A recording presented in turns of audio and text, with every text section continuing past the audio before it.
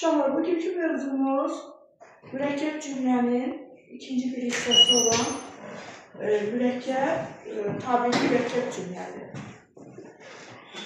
Tabeli mürəkkəb cümlə demək, şərti olaraq tərkibindəki sadə cümlələrdən biri qrammatik cəhətdən digərindən asılı olur.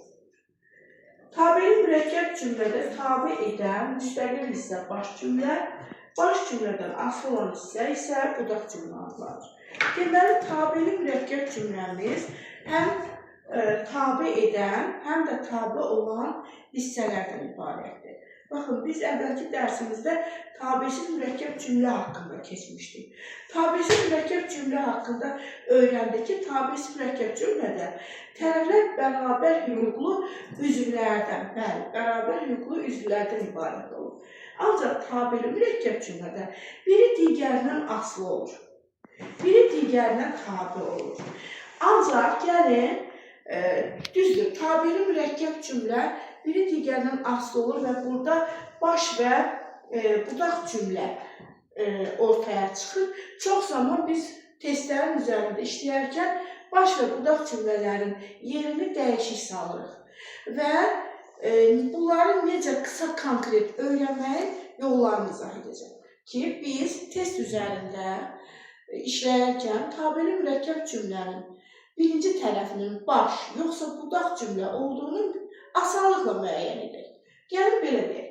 Demək, əgər bizə lazımsa baş cümlə, görək mürəkkəb cümlədə baş cümlə birinci mi gəlib, yoxsa ikinci mi gəlib? Birinci ona sual veririk. Sual verdiyimiz tərəf əslində baş cümlədir. Çünki budaq cümlə həmin sual verilən hissənin yerində işlər. İndi baxın, mən bura bir nümunə yazıram. Deyək ki, fikirləşirdim ki,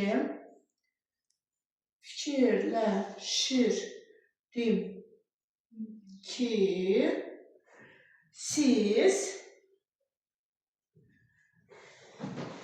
bu mövzunu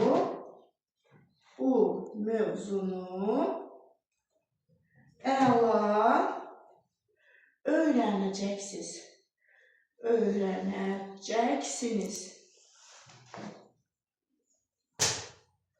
Fikirləşirdim. Nəyi? Baxın, sual burada yarandı. İlk verilən tərəfdə. Nəyi öyrənəcəkdim? Nəyi? Yəni fikirləşirdim. Siz bu mövzunu əla öyrənəcəksiniz. Deməli, birinci baş cümlə gəlib, uşaqlar. İkinci budaq cümlə gəlib. Yəni, biz əgər hansı tərəfə sualı veririksə, deməli, həmin hissə baş cümlədir. Sual verilməyən tərəf isə budaq cümlədir. İndi gəlin, daha asan yolla budaq və baş cümlənin yerlərini müəyyən edin. Mən sizə hər dərs deyirəm ki, bağlayıcılarımızı yaxşı öyrənin. Niyə? Çünki bağlayıcılarımız burada əsas rol oynayır. Bizim bilirsiniz ki, bağlayıcılarımız köməkçilik hissəsi olaraq iki yerə bölünür. Tabesiz bağlayıcılar və tabeli bağlayıcılar. Tabesiz bağlayıcılarımız bilirsiniz 6 növü var, amma tabeli bağlayıcılarımızın 4 növü var. Tabeli bağlayıcılarımızı gəlin yada salaq. Birinci, aydınlaşdırma, səbəb, şərt və güzəşt bağlayıcılar. İndi biz cümlədə testlər üzərində işləyərkən həmin o 4 tabeli, yəni bağlayıcıları nəzərdə tutacaq. Əgər cümlədə aydınlaşdırma varsa, birinci tərəfdə aydınlaşdırma bağlayıcısı, aydınlaşdırma, ikinci isə səbəb. Baxın, əgər cümləmizdə aydınlaşdırma və səbəb bağlayıcısı birinci gəlibdirsə və əgər siz də o bağlayıcıları tanıyırsınızsa, deməli, həmin cümlədə həmişə baş cümlə birinci gələcək. Və bunu öyrənmənin ən asan yolu. İkinci, məsələn, üçüncü və dördüncü bağlayıcılarımız hansılar oldu? Şərt və güzəşt. güzəşt bağlayıcılarımız. Bu şərt və güzəşt bağlayıcılarımızda isə, baxın, burada isə hər zaman budaq cümlə birinci gələcək. Əgər bu bağlayıcılarımızı tanıyırıqsa, deməli, birinci nə olacaq? Əgər baş cümləni istəyiriksə, birinci aydınlaşdırma və səbəb bağlayıcıları olan bağlayıcılara baxın. Əgər birinci gəlibdirsə, demək, orada baş cümlə birincidir.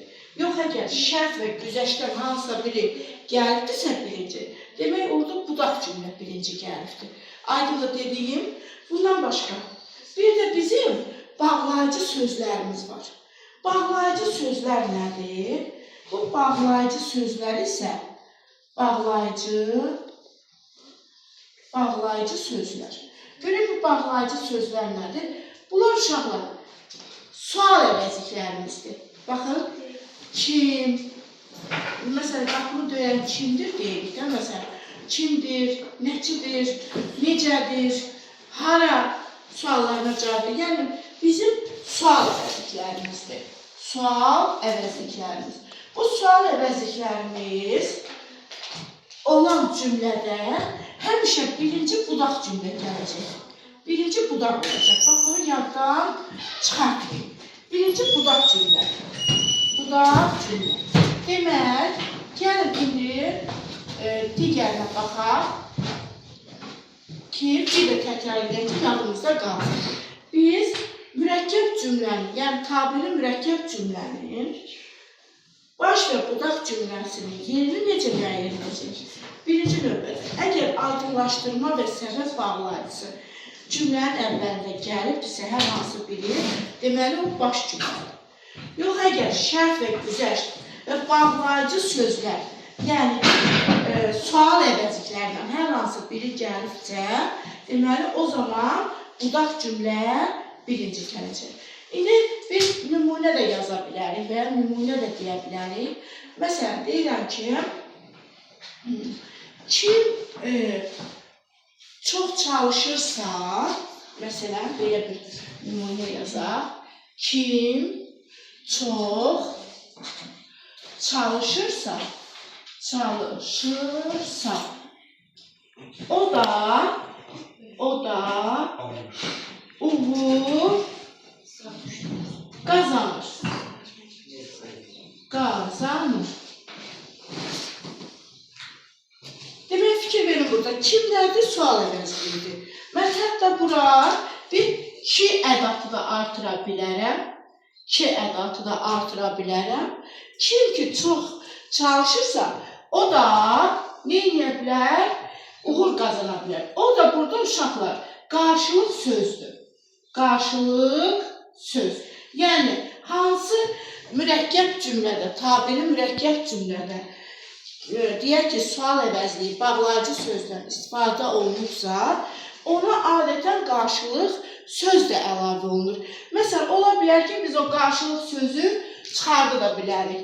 Kim çox çalışırsa, uğur qazanır.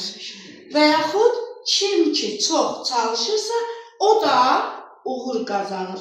Və yaxud da bundan başqa da deyə bilər ki, deməli, bax burada birinci nə gəldi? Bağlayıcı söz varsa, birinci budaq cümlədir. Yəni, bu dairəvi, deyək ki, fiqur budaq cümlədir. Digər tərəf isə baş cümlədir.